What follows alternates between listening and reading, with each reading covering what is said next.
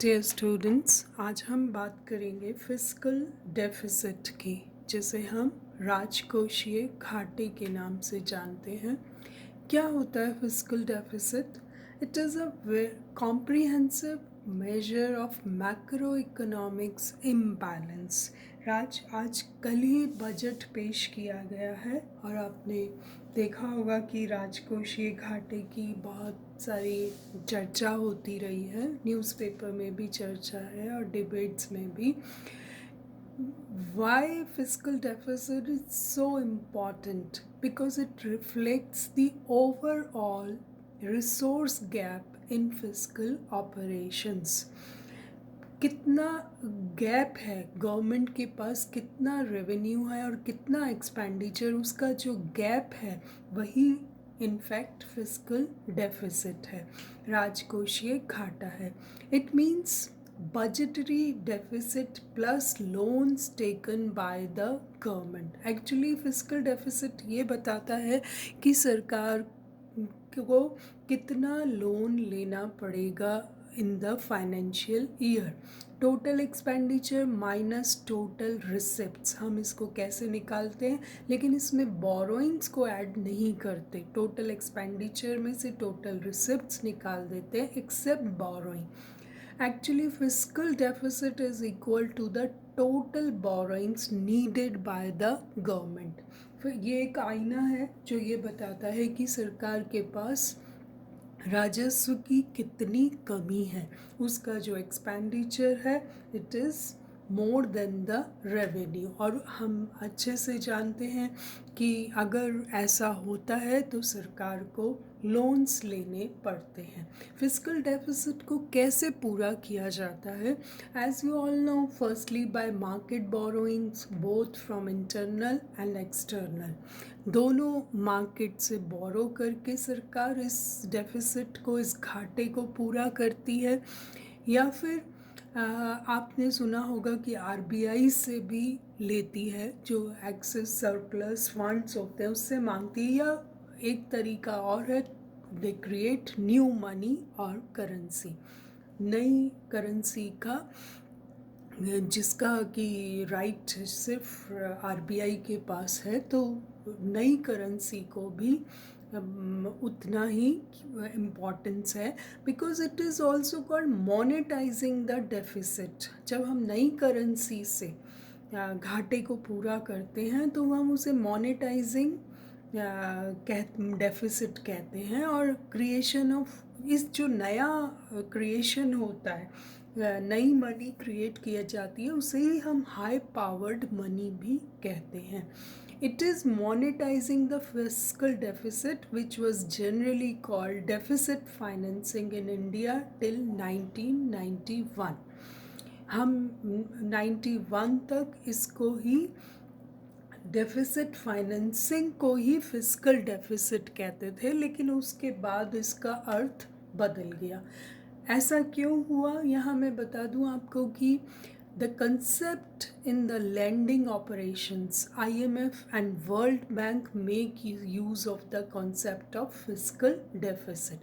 कोई भी लोन देने से पहले, कोई भी लोन अप्रूव करने से पहले IMF या वर्ल्ड बैंक या जो वर्ल्ड के इंस्टीट्यूशंस हैं, लैंडिंग ऑपरेशन करने से पहले वो किसी देश का राजकीय घाटा देखते हैं कि फिस्कल डेफिसिट किसी कंट्री की बोरोइंग लाइबिलिटीज़ ऑलरेडी कितनी है, तभी एक नया लोन पास किया जाता है। यहाँ पर ग्रॉस फिस्कल डेफिसिट क्या है उसकी बात करेंगे हम। Gross fiscal deficit is the, जिसको कि हम राजस्व gross fiscal deficit is the excess of total expenditure including loans net of recovery over revenue receipts, including external grants and non-debt capital receipts. एक बात याद रखिए कि हम फिस्कल डेफिसिट में सिर्फ नॉन डेब्ट कैपिटल रिसिप्ट्स लेते हैं, क्योंकि हमें पता लगाना है कि बोरोइंग कितनी है, तो उसको पता लगाने के लिए। और नेट फिस्कल डेफिसिट में हम शुद्ध राजकोषीय घाटा और सकल राजकोषीय घाटा। तो शुद्ध निकालने के लिए हम क्या करते हैं, ग्रॉस फिस्कल डेफिसिट में से माइनस कर देते हैं net domestic lending by the central government. Central government ने कितनी लैंडिंग डोमेस्टिक लैंडिंग की है उसको माइनस के करने के बाद हमारे पास शुद्ध राजकीय घाटा आ जाता है। फिर एक ग्रॉस प्राइमरी डेफिसिट का भी है और नेट प्राइमरी डेफिसिट भी है। ये सब भी आपको याद रखने चाहिए। प्राथमिक घाटा और नेट प्राथमिक घाटा, शुद्ध प्राथमिक घाटा। तो अगर हम ग्रॉस प्राइमरी डेफिसिट कैसे निकालते हैं, ग्रॉस फिस्कल डेफिसिट में से हम इंटरेस्ट पेमेंट को माइनस कर देंगे कि सरकार ने इंटरेस्ट कितना दिया, तो हमारे पास ग्रॉस प्राइमरी डेफिसिट आ जाता है। जितना भी उसने इंटरेस्ट दिया और लिया उसका अगर हम नेट निकाल लेते हैं तो नेट प्राइमरी डेफिसिट आ जाता है हमारा। जो ग्रॉस प्राइमरी डेफिसिट और नेट प्राइमरी डेफिसिट क्या बताते हैं कि indebtedness of the government under current fiscal operation, सरकार के ऊपर कितना ऋण है। इट चेक्स द डेब्ट ट्रैप सिचुएशन की कहीं सरकार डेब्ट ट्रैप में फंस नहीं जाए, उस इंटरेस्ट पेमेंट करते उसका जो बोरोइंग्स का लेवल है वो इतना हाई ना हो जाए कि वो उस ट्रैप में फंस जाए। तो इम्प्लीकेशंस क्या हैं लार्ज फिस्कल डेफिसिट के, क्यों सरकारें डरती हैं कि उनका जो राजकोषीय घाटा है वो लिमिट में रहना चाहिए। उसका सबसे बड़ा कारण है कि आपके राजकोषीय घाटा होते ही आप डिपेंड हो जाते हो बोरोइंग्स पे, ऋण लेना पड़ता है आपको। और ऋण की सबसे माइनस पॉइंट ये है कि ना सिर्फ आपको उसका प्रिंसिपल अमाउंट वापस करना है बल्कि आपको huge amount of interest payments भी देना होता है। जैसा कि आपको मालूम है कि इंटरेस्ट पेमेंट्स जो हैं वो रेवेन्यू बजट के अंदर आते हैं और इसीलिए हमें रेवेन्यू डेफिसिट होता है क्योंकि वी हैव टू पे a huge amount of interest payments. उसकी वजह से हमारा जो रेवेन्यू बजट है वो डेफिसिट हो जाता है, वो घाटे में चला जाता है।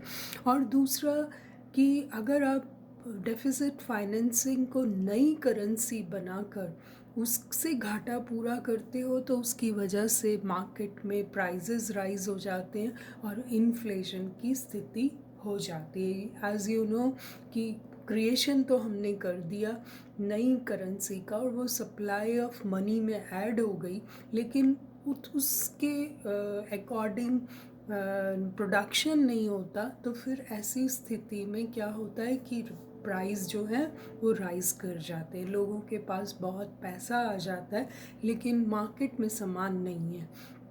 साधारण शब्दों में हम ये कहेंगे कि उसकी वजह से प्राइसेस में राइज हो जाता है। और इसकी वजह से लार्ज फिस्कल डेफिसिट होने से इकोनॉमिक ग्रोथ पे भी बहुत असर पड़ता है क्योंकि सरकार जो है अपना करंट कंजम्पशन एक्सपेंडिचर जो है वो उस पर इतना पैसा खर्च हो जाता है कि उसके बाद प्रोडक्टिव इन्वेस्टमेंट के लिए पैसा ही नहीं बचता कि वो इंफ्रास्ट्रक्चर पर खर्च कर सके।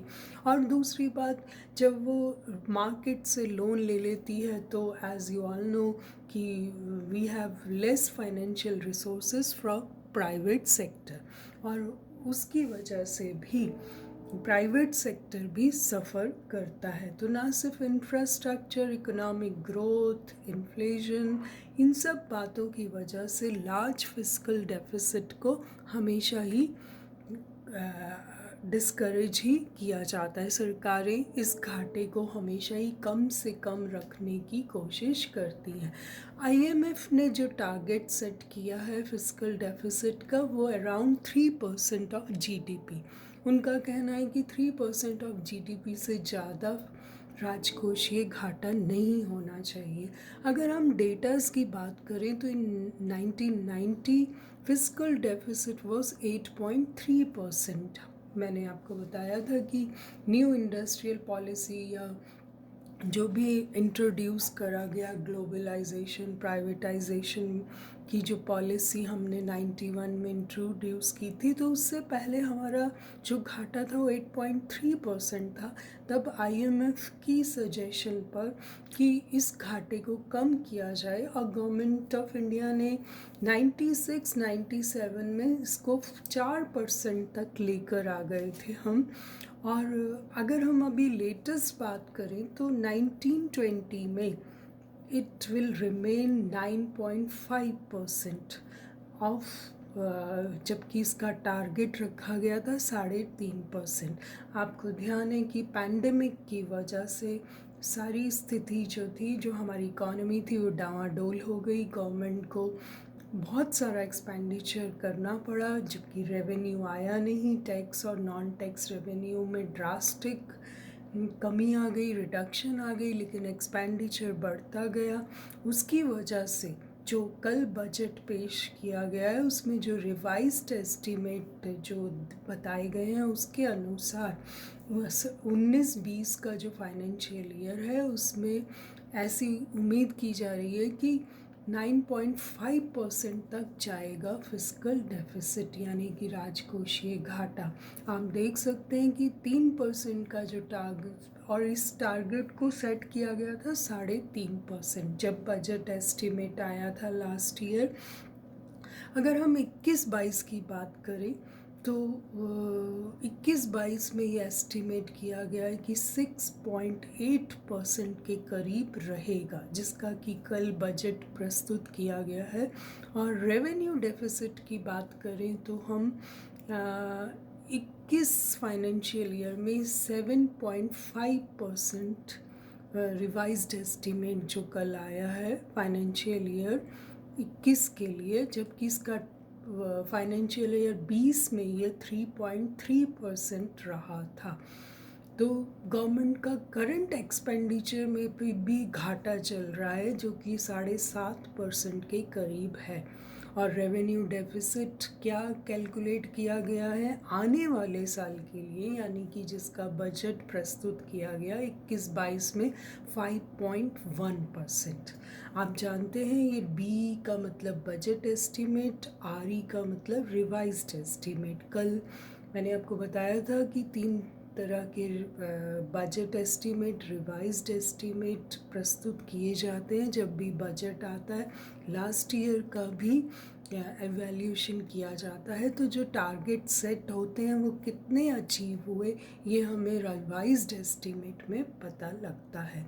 तो ये स्थिति है इस वक्त, बहुत ख़राब स्थिति कही जाएगी कि राजकोषीय घाटा 9.5% रहने की उम्मीद है ड्यू टू पैंडेमिक, जबकि टारगेट सेट किया गया था 3.5% का।